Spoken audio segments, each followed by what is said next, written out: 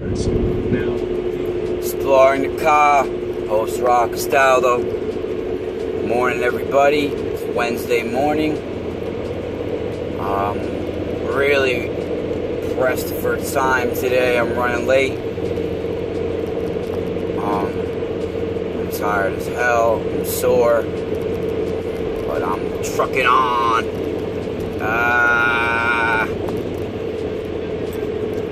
Yeah, I hope I'm not late, but this morning, I want to welcome everybody to today and another brand new day.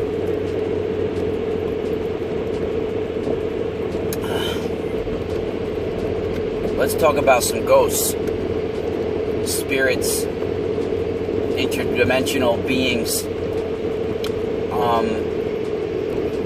As far back as I can remember, I've had encounters with the spiritual realm or other dimensions, and entities that invade our physical plane or appear in our visible light spectrum for a few moments. And it's funny because there's different kinds of apparitions, I guess, and no one truly knows what's going on. And I think sometimes it's more like an imprinted memory in a certain location that's being replayed over time. I think sometimes during the course of someone's life, they form habitual patterns. Example being, lady likes to always sit in a rocking chair, or something near the window, or dad had his favorite chair, or something like that. And then people will catch a glimpse after the person passes away in that chair, or something like that, just for a split second. Or you could even smell their presence, their perfumes, their cigar, something like this.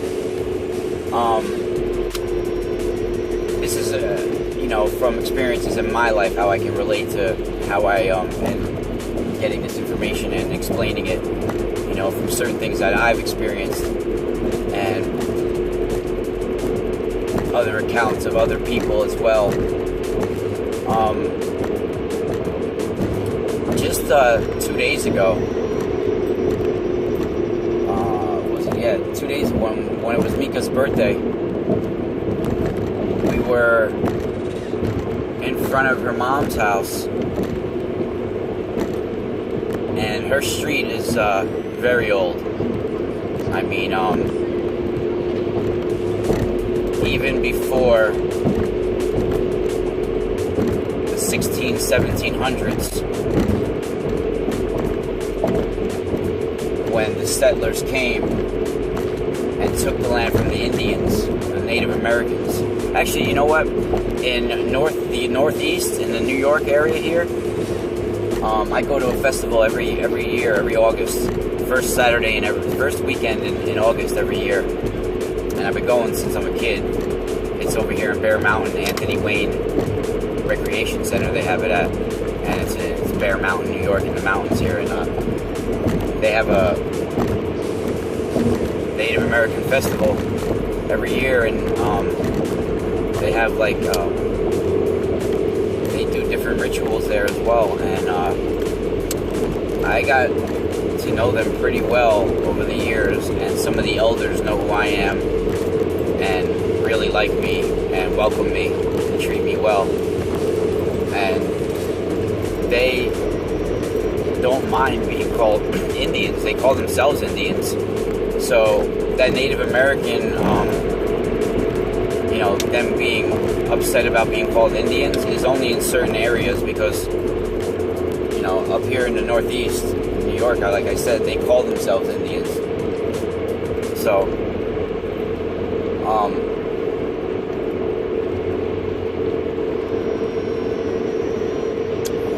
why was I even talking about Indians?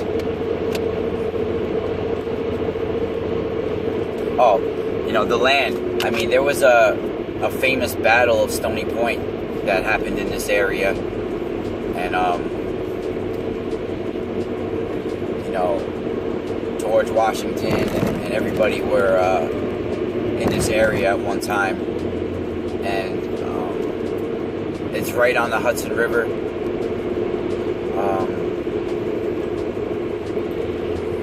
It's really an interesting location and very haunted. The whole area is encoded with so much spiritual energy, and some of it very dark, very ancient. The other day, I'm pretty sure it happened to be one of her neighbors, actually, because I guess one of her neighbors passed away a couple of years ago, and we were out in front of her garage door in the driveway. We just got out of the cars, and we were about to go inside, and we were in front of Mika's truck, and yeah, Mika's got her dad left her. Her dad passed away, and he left her. This guy almost just hit me. He left her like I don't know what year it is, in the 1980 something Blazer. Like it's like almost like a Bronco, but it's a big Blazer, and it's all hooked up, all beautiful. And it's like really a collector's item now, and everybody that sees it is like, oh man, it's so amazing that she drives that too. This little thing in that truck, she's little, she's only like 5'2", 5'3" or something. She's like really little, got hardly anything in her. I can pick her up with one arm and put her on my shoulders. So, we were standing in front of her truck, and her back was to the street, so she couldn't see. She was talking to me, but I could see like over her shoulder, and clearly, as clear as day, there was a man walking down the street. He didn't even look at me. He just was walking down the street, and he had a specific walk. Not strange, but a certain kind of walk that you don't forget. Almost like he wasn't lifting up his feet too much. And he just walked right by, and then slowly he wasn't there anymore. Like, I saw him walking, and I didn't think too much of it. I thought it was I had a weird feeling come over me. And even Mika saw the expression change in my face. And I could actually hear him walking. Even, I heard the steps. And she didn't even turn around. But I saw him walking, and then when I looked the second time, he wasn't there anymore. And then it kind of freaked me out. I mean, even though I've been seeing things like this my whole life, as far back as I can remember, it's still, I'm still kind of scared of it in a way. I don't know if scared is the right word, but it still kind of gives me the creeps. So I told her right away, and she was like, oh my God, really? She totally understood, and believed me.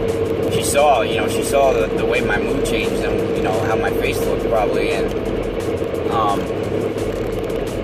at first I was thinking it was something, from long ago, but I don't know if she told me the next day or later on. She was like, she was like, oh, was the walk like this? And she walked a certain way, and I was like, oh my God, yeah. And she was like, oh yeah, that was my neighbor that passed away. He would always walk down the street like that, always, and he was really into his yard, and he was always walking around right there.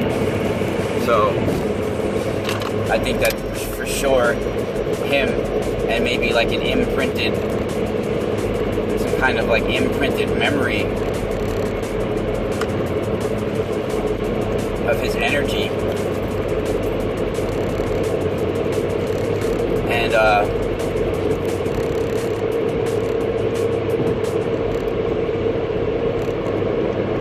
somebody I work with, this Mexican guy, he he was telling me how when he came to America, I guess he came illegally.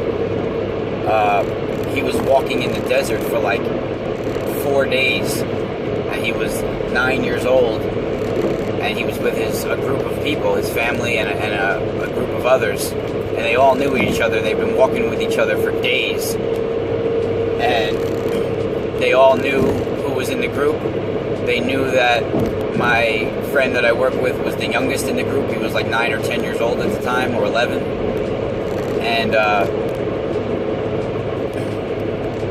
so after like 4 days of walking, it was nighttime now, because they were doing their walking at night. Because not only were they like trying to stay low key, but it was too hot during the day to walk, so they were doing all their walking at night and resting during the day. So it was nighttime, and they were walking in the middle of the desert, no one around, they walking with their group.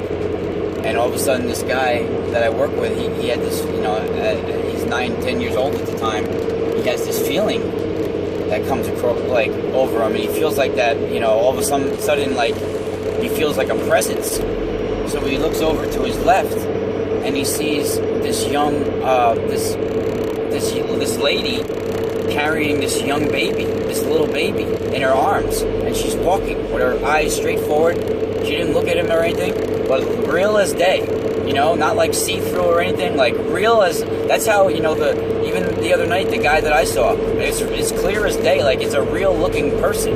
Looks, no difference between like a real person and these people, and so like when you see a ghost, sometimes people think it's going to be like see-through or something like that, but in reality, most times, it's like real as a real person, it looks like.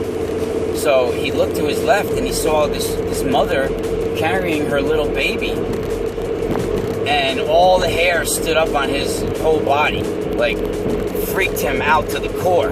And then he looked away, and then he looked back, and she wasn't there anymore. So I don't know if this was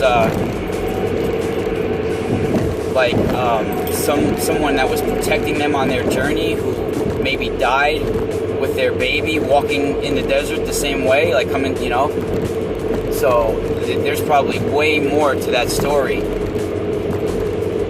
And there's a few really crazy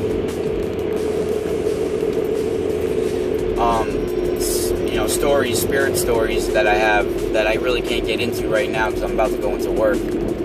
But I think there's more to it, and I really also feel like all these ghost hunting shows, all these like crazy ass stupid people running around taunting ghosts or taunting spirits or trying to contact spirits just to prove that they're there in the house is ridiculous. I mean, even when you're using these electronic devices, you're walking around with Ouija boards basically in your hand.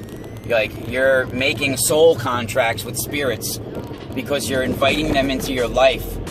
You're saying, here, I want to communicate with you. Come to me. Yes, I do welcome you to my consciousness. Yes, I do welcome you to my psyche.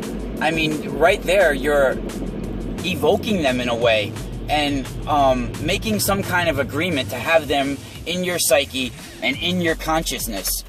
I mean, to me, it's pretty loud and clear. I don't understand how people don't get that. They think it's like cool to run around and fucking, try to talk to ghosts.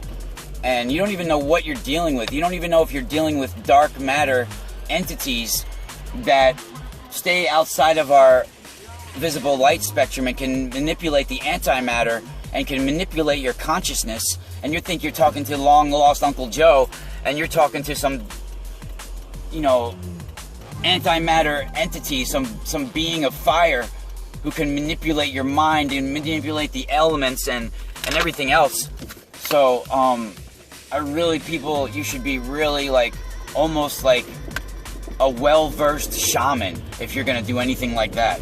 Seriously, not just a housewife or a soccer mom walking around with an electronic device thinking she's a medium or something. I mean, it's really dangerous, guys, and it's getting, when you pick up entities this way, they can cling with you for incarnations upon incarnations and stay with you for lifetimes. They get imprinted on your genetic memory, and they get imprinted on your soul, you know? So, you know, it truly is a nightmare and a disaster what's happening on this planet. And I don't know if you guys ever heard one of my videos where I explain what the word disaster actually means. But, you know, the word disaster, let's break it down. I've said it once before. What's dis mean? Dis is having lack thereof, right? Having less knowledge of something, or moving away from, below than, right?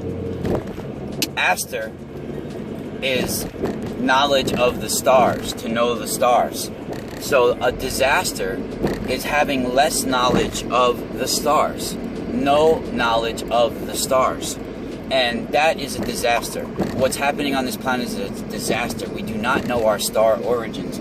We do not know our star ancestry and our star abilities and what we're truly able to do.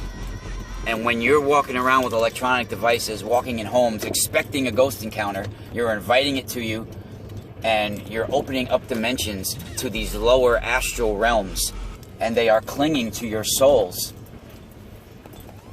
And I'm going to have to say goodbye. I gave you guys a lot to think about. Love you all, and spiral out.